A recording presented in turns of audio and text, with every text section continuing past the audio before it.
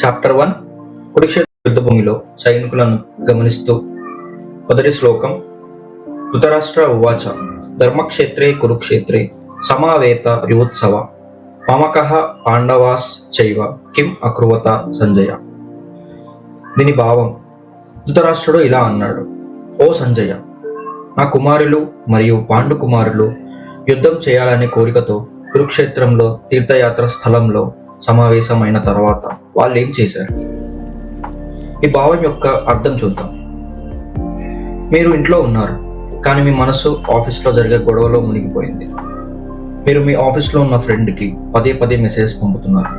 వాళ్ళు ఏం చెప్తున్నారు? నా పేరేమన్నా వచ్చిందా? ఆ వాదనలో ఎవరు గెలిచారు?